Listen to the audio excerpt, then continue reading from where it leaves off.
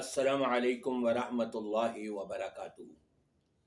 الحمدللہ والصلاة والسلام علی رسول اللہ وبعد۔ رب تبارک و تعالی نے مسلمانوں کو آپس میں الفت، محبت اور مودت قائم کرنے کا حکم دیا ہے۔ ایک دوسرے کے ساتھ ہمدرد ہوں، خیر خواہ ہوں۔ اب یہاں پر سوال یہ پیدا ہوتا ہے، ایک شخص اگر ہمارے ساتھ اچھائی نہیں کر رہا، ہمدردی نہیں کر رہا، خیر خواہی نہیں کر رہا، ہم سے محبت نہیں کر رہا، تو ہمارے لیے کیا حکم ہے؟ ہم بھی پھر اس کے ساتھ ہمدردی نہ کریں، خیر خواہی نہ کریں، ہم بھی اس سے محبت نہ کریں؟ کیا یہ حکم دیا ہے؟ نہیں، ہرگز نہیں۔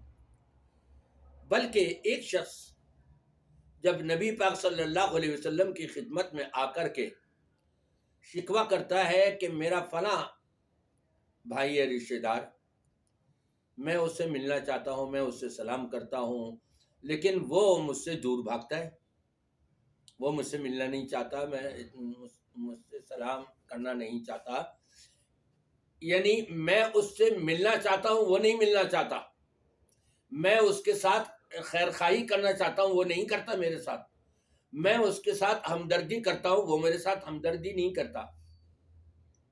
یہ ساری چیزیں اس ایک جملے کے اندر آ جاتی ہیں جو اس صحابی نے شکوہ کیا تھا۔ تو نبی پاک صلی اللہ علیہ وسلم نے کیا تعلیم دی کہ تم بھی اس سے کٹ جاؤ، تم بھی اس سے عداوت اور بغض رکھنے لگ جاؤ؟ نہیں نہیں نہیں، بلکہ وہاں پر آپ نے جو اس وقت تعلیم دی تھی اس کا خلاصہ یہ ہے کہ واقعتاً اگر تم ایسا کر رہے ہو کہ تم اس سے محبت کرتے ہو، تم اس سے ملتے جلنے کی کوشش کرتے ہو، تم دعا سلام کرتے ہو، وہ تم سے کٹتا ہے، تو گویا کہ تم اس کے منہ میں خاک ڈال رہے ہو۔ وہ اگر ایسا نہیں کر رہا، وہ مجرم بن رہا ہے اللہ کی بارگاہ کا، اور تم جو صحیح کر رہے ہو یہ کرتے رہو۔ یہ تعلیم دی ہے نبی پاک صلی اللہ علیہ وسلم نے۔ ایک صاحب، ان کو دیکھا کہ انہوں نے چوری کری۔ ان کو جب کسی نے بتایا کہ بھئی یہ تو غلط ہے، آپ نے یہ سرکاری حکومت کی چوری کی ہے، وہاں سے یہ اٹھا کر کے لے کے آئے ہیں، تو جواب یہ دیا کہ حکومت بھی تو چور ہے، حکومت بھی تو ہمارے پاس ٹیکس پر ٹیکس ڈال لگی، ظلم کر رہی ہے۔ کھاد ڈلوائی حکومت نے ایک جگہ، اور وہاں سے وہ اٹھا کر کے لا کے اپنے گملوں میں ڈال رہے ہیں کھاد، یا اور کوئی بھی چیز ہو۔ تو ان کو جواب دیا گیا کہ اگر آپ کے ساتھ کوئی ظلم کر رہا ہے تو اس کا شریعت نے یہ نہیں بتایا کہ آپ بھی ظلم کرو، وہی آپ بھی اسی طرح سے ظالم بن جاؤ، آپ بھی چوری کرنے لگ جاؤ۔ نہیں، آپ اپنے آپ کو بچانے کی کوشش تو کرو کہ وہ چوری آپ کی کسی چیز سے نہ کر سکے، اور پھر بھی اگر وہ کر رہا ہے اللہ کے ہاں جواب دے ہے، لیکن آپ نے چوری نہیں کرنی، آپ نے زیادتی نہیں کرنی۔ آپ کو ایک گالی دے رہا ہے تو کیا آپ بھی گالی دو گے؟ نہیں نہیں۔ آپ سے ایک بدزبانی کر رہا ہے، اپنی زبان گردی کرتا ہے، تو کیا آپ بھی کرو گے؟ آپ کی اگر کوئی غیبت کر رہا ہے تو کیا آپ بھی کرو گے؟ نہیں نہیں نہیں نہیں، نیکی یہ نہیں ہے۔ لیکن معاملہ کیا ہے؟ تین چیزیں ہیں، اگر وہ انسان کے اندر آ جائیں تو رزلٹ، نتیجہ جو اس کا نکلتا ہے وہ کیا ہے، ذرا سن لیجئے۔ وہ تین چیزیں کون سی ہیں؟ حسد، کینہ، بغض۔ یہ تینوں چیزیں ایسی ہیں کہ جب آپ کے دل میں اندر پائی جائیں گی تو اس کا نتیجہ اور رزلٹ کیا آئے گا سامنے، کہ آپ اس سے عداوت کرو گے، اس سے دشمناگی کرو گے۔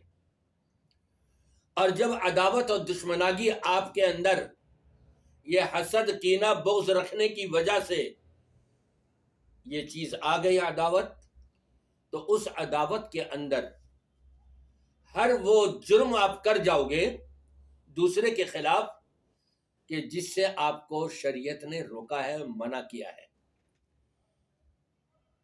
پھر آپ جھوٹ بھی بولو گے، پھر آپ ناحق زیادتی بھی کرو گے، پھر آپ ناحق اس کا مال بھی ہڑپ کرو گے، پھر آپ ناحق اس کے اوپر ظلم و زیادتی ہوتے ہوئے دیکھ کر خوش بھی ہوگے.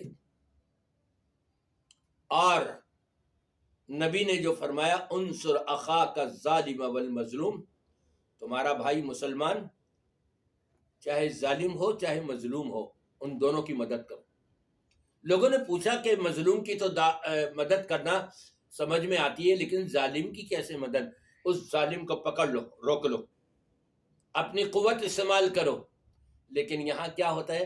تماشا دیکھتے ہیں، معلومات لیتے ہیں، ہنستے ہیں، خوش ہوتے ہیں، اور پھر جس کے اوپر ظلم ہوا تھا اس سے ذرہ برابر بھی رابطہ نہیں کر پاتے ہیں، نہ فون کے اوپر نہ ویسے کہ بھئی چلو ان کی خیر خبر لے لیں، کچھ دعائیں دے دیں ان کو کچھ صبر کی تلقین کر دیں اس کے اوپر. نہیں، ویسے بڑی ہمدردی جتائیں گے، بڑا اپنے آپ کو محب کہلائیں گے. یہ آپ کے دوستوں میں بھی ملے گی، یہ چیز آپ کے دور کے رشتہ داروں میں بھی ملے گی، آپ کے قریب سے قریب ترین رشتہ داریوں میں ایک ہی خون کے اندر ایسے افراد آپ کو ملیں گے کہ رشتہ ان کا اور آپ کا ایک ہی خون کا ہے. آپ کا بھائی ہو، آپ کی بہن ہو، آپ کے بھتیجے ہوں، آپ کے بھانجے ہوں، وہ آپ کو نہیں پوچھیں گے. وہ اندر ہی اندر خوش ہو رہے ہوں گے، اس لیے وہ نہیں پوچھیں گے اور نہیں ہمدردی کا اظہار کریں گے کہ جی کیا ہوا تھا، کیسے ہوا تھا، اور اللہ بچائے، یوں کرے، دعائیں وغیرہ کچھ دے رہے ہوں. نہیں، وہ آپ کے ساتھ ایسا نہیں کریں گے. اور وہ اپنے آپ کو یہ سمجھ رہا ہے کہ ہم بڑے کامیاب جا رہے ہیں. اجی آپ کو کس نے روک دیا تھا؟ وہ جی ہمارے بڑے بھائی نے کہا تھا نہیں، کچھ نہیں بولنا، مت شریک ہونا اس کے اندر، دور ہو جانا الگ. آپ کو ہماری اماں نے روک دیا تھا، آپ کو ہمارے ابا نے روک دیا تھا، آپ کو ہمارے چچا نے روک دیا تھا، اور آپ کو ہمارے ماموں نے روک دیا تھا. یہ آپ کے چچا، ماموں، بہن، بھائی، ابا، اماں، یہ سارے کے سارے اللہ کی بارگاہ کے مجرم ہوں گے، اور آپ بھی مجرم ہوں گے. نبی پاک صلی اللہ علیہ وسلم نے فرمایا انصر اخاک الظالم والمظلوم. اپنے بھائی میں یہاں صرف کوئی خونی رشتہ دار نہیں ہے، بلکہ عام مسلمان سارے کے سارے وہ آپ کے بھائی ہیں. اس پر اگر ظلم ہوتے ہوئے دیکھ رہا ہے، آپ دیکھ رہے ہو اور کچھ نہیں کر پا رہے، اس کی ہیلپ نہیں کر پا رہے، اس کی مدد نہیں کر پا رہے، ظالم کو نہیں روک پا رہے، ظالم کے لیے رکاوٹ نہیں بن رہے، تو قیامت کے دن کے مجرم ہوں گے. یہ آپ کی نمازیں، یہ آپ کے روزے، یہ آپ کے عمرے، یہ آپ کے حج، یہ آپ کی زکوٰۃ اور صدقات و خیرات جتنی بھی ہے، یہ پھر تقسیم کر دی جائے گی ان مظلوموں کے اندر کہ جن کے ہیلپ کرنا آپ کے اوپر لازمی ہو گیا تھا. وہ ساری کی ساری آپ کی نیکیاں رہ جائیں گی. نبی پاک صلی اللہ علیہ وسلم اسی لیے فرماتے ہیں حل تدرون من المفلس، کیا تم جانتے ہو مفلس کون ہے؟ صحابہ نے کہا من لا درہم لہ ولا دینار لہ، جس کے پاس کوئی درہم و دینار نہ ہو، یعنی روپیہ پیسہ نہ ہو، کنگال ہو گیا ہو. آپ نے فرمایا نہیں، کنگال وہ ہے جس کا دیوالیہ نکل گیا ہے. وہ یہ کون ہے؟ روز قیامت آئے گا، نمازیں بھی ہوں گی، روزے بھی ہوں گے، عمرے بھی ہوں گے، حج بھی ہوں گے، بڑی بڑی عبادتیں ہوں گی، لیکن اکل مال ھذا وشتم ھذا وضرب ھذا، اس پر یہ ظلم کیا، اس پر وہ ظلم کیا، اس پر وہ ظلم کیا. آپ نے چند ایک ظلم بتا دیے، لیکن ہر قسم کا ظلم جو ہے وہ اس میں آ جاتا ہے، ظاہری ہو یا باطنی ہو. چھوٹا ہو یا بڑا ہو ظلم، سارے ظلم اس کے اندر آ جاتے ہیں۔ روز قیامت ان مظلوموں کے اندر اس کی یہ ساری کی ساری عبادت والی نیکیاں ان مظلوموں میں تقسیم کر دی جائیں گی، اس کے پاس کچھ بھی نہیں رہے گا۔ یہ ہے مفلس، یہ ہے جس کا دیوالیہ نکل گیا۔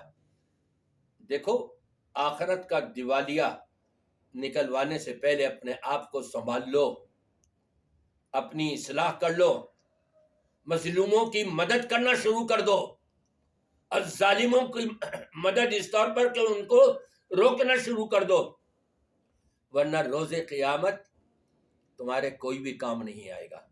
میری دعا ہے اللہ تبارک و تعالی ایسے بدبخت لوگوں کو کہ جو مختلف انداز سے خود ظلم کر بیٹھتے ہیں، اللہ تعالیٰ ان کو نیک ہدایت عطا فرمائے۔